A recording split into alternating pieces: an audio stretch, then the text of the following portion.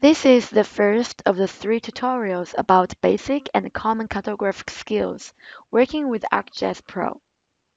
The first tutorial is about understanding of cartographic symbols. The exercise we're going to do today is about polygon editing and mapping in ArcGIS Pro. This exercise aims at rendering better understanding of the cartographic features. In this exercise, only polygon editing and visualization will be included. Data is downloaded from ArcGIS Open Data and processing software is ArcGIS Pro. The first part of our exercise is data retrieval. The data we are going to use today is the census data of Germany in 2011. The data can be accessed in ArcGIS Open Data. ArcGIS Open Data allows users to quickly publish or modify their open data and to download open data for free. Then we come to this website through the link shown in the slides. This is the census data of Germany in 2011, and in this website we can have an overview of the data, and we can check the attributes through here, and it's in the API Explorer here. So now we are going to download the data. We click here and we choose shapefile. After we download the data, it can be found in the downloaded file, and we unzip it.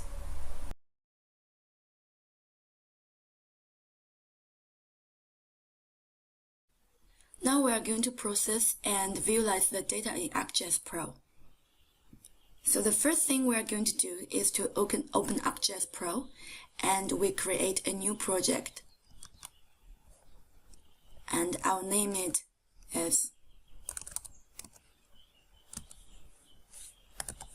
Part 1.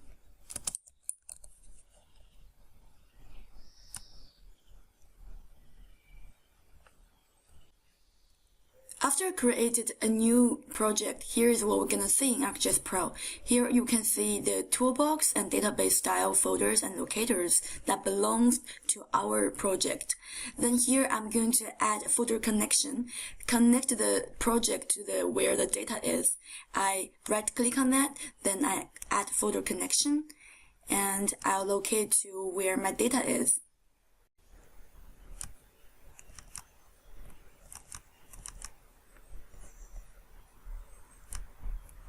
Then I click OK. Now we're going to input data in our project. So first, in the Insert tab, we're going to create a new map.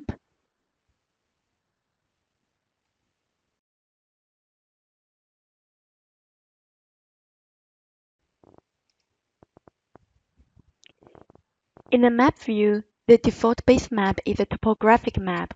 We also have the opportunity to change our base maps. Here are our options. I'm not going to change the base map now, so first we are going to add data. Click on Add Data, Data. The folder I just connected will be here, Project Folders, Video. Then I click on the shapefile and OK. We can explore the data we just added in ArcGIS Pro map window. We can click on Explore on the map ribbon and move the map up and down, zoom in and out. And to get more information about one feature on this map, we can simply click on this feature. Then the information about this feature will be shown up in the pop-up window. To get a closer and more detailed information about this whole dataset, we can come to this Contents pane, right-click on the layer, and open Attribute Table. This applies for all vertical data. In the Attribute Table, every feature has one or more rows, and if we click the row in the Attribute Table, the feature that we just select will be shown in the map. And when we're exploring the data in Attribute Table, we can see that every federal state has information of population of single person, and population of married people. We can also find something here. The federal state Baden-Württemberg has more than 2 rows, and this is not practical when we are trying to visualize it. So here we're gonna process the data before we visualize it. The method we're going to use it today is one ArcGIS tool called Dissolve. There are many geoprocessing tools ArcGIS Pro offers us. To use the tool, we can just click Tools under Atlas ribbon. Then the tools will be shown up here in the geoprocessing pane. To get an overview of all the tools here, we can click on Toolboxes. Then here are all the boxes that ArcGIS Pro offers us under a specific category. We are going to search Dissolve here and here. Dissolve is the tool that is going to match the different features based on the same attribute. Here, the attribute that we're going to use to be based on to match the features is the name. To get more information about what dissolve means and what does every parameter stand for, we can click here, and to get more information from ArcGIS Online help. Get back to ArcGIS Pro, we are going to input all the parameters that are needed for this tool. So input feature without doubt will be the census state of Germany, and output feature class we can either choose the default one when we don't need to insert anymore. It will be saved automatically in the project file. And we can also specify the folder that we're going to save it. We're going to save it here. And dissolve field, as we have said, it should be name. And statistic field, we are going to save the ID, and we are going to save the name. The name, it will be automatically saved, so we don't need to save it. And the population will be saved. Here is the option that we can choose the fields that we want to save for our output data. So I'm going to use some field for example. So the first one we're going to save is AID. And here we have to be careful that the statistic type shouldn't be the sum. We don't need the sum of all the ID of all the features that are going to dissolve, so we can either choose first or last. And we also need the population data, so we will have to choose population. And here we have to be careful too, since all the features that share the same name have the same number of population, so we can either choose first or last. Then we leave the rest as how they are, then click on Run. Then the output shapefile is already added to our map. Let's check the attribute table. So as we can see, the name and also the population is already saved. What we're going to now is to get the area of each polygon, since the area data will also be visualized later. So we're going to, in the geoprocessing pane, we're going to search at geometry attributes. Input features will be the output of the dissolve procedure, and geometry properties is geodesic area. And length unit, we are going to use kilometers here, and area meters will be square kilometers. Coordinate system will be current map.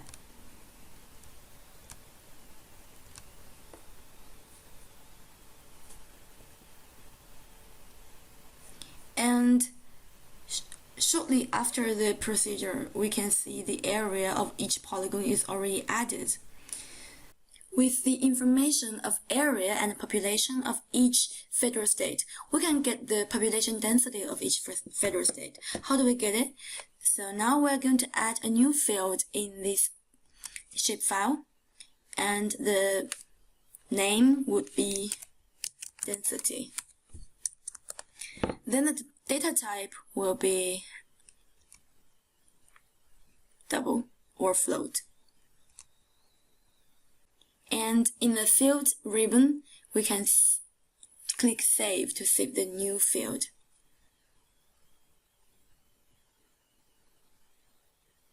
After creating a field to keep our data, we can click on this field, right-click, then click Calculate Field. Input table and field name and density will be population divided by area. Then afterwards, we can see the population density has already appeared in every blank space of the density field. After getting all the information that we need, we come to the part of visualization.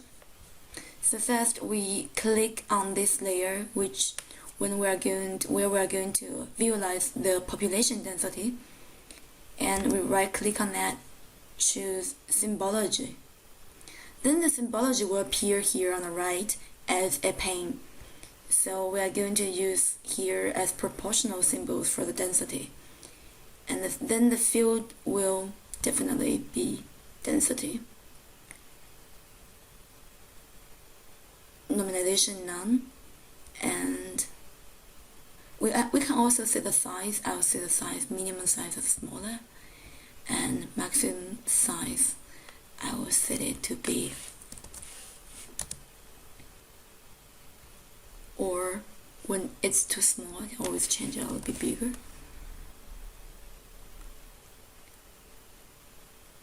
And about the symbols, we can change the symbols clicking here, by clicking here, template.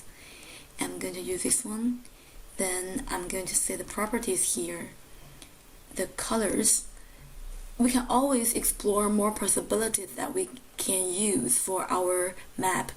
So here I might choose a color like this, maybe just see how it goes. And then I want to change the outline color as no color. After all the settings are set as wanted, we can always click on Apply to see the changes. The next step is going to visualize the population data.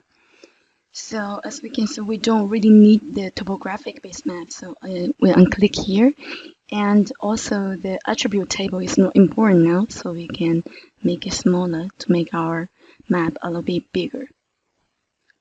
So now click on this layer in the Symbology pane. The layer has already been changed to the clicked one. Here we can choose as unclassed colors, and the field will be population. And we can choose any color we want.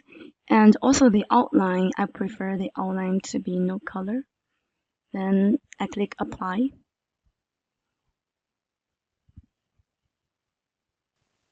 Before we create a new layout for our final map, we can have another look of our map. Here we can see that the population density circles are relatively small. So we can go back to the Symbology and change the symbols. Here I'm changing the minimum size and maximum size to 5 and 50. And also it should be density. As it is not so clear when the density is too small, so I'm going to change the normalization into log.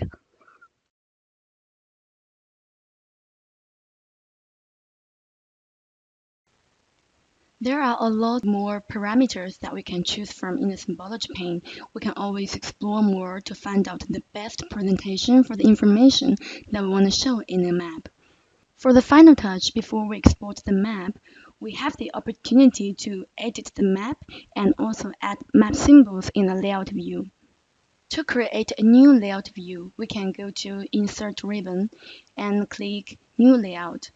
And here we got the choice of choosing the size of our layout. I normally choose A3 portrait.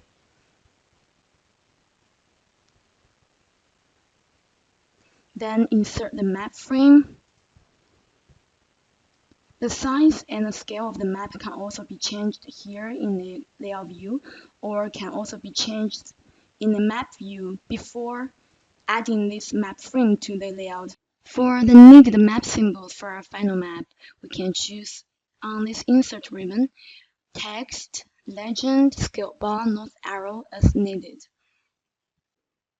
This is the unfinished map today, so please explore and find out more that ArcGIS Pro offers us and make your own perfect map. Enjoy and see you next time.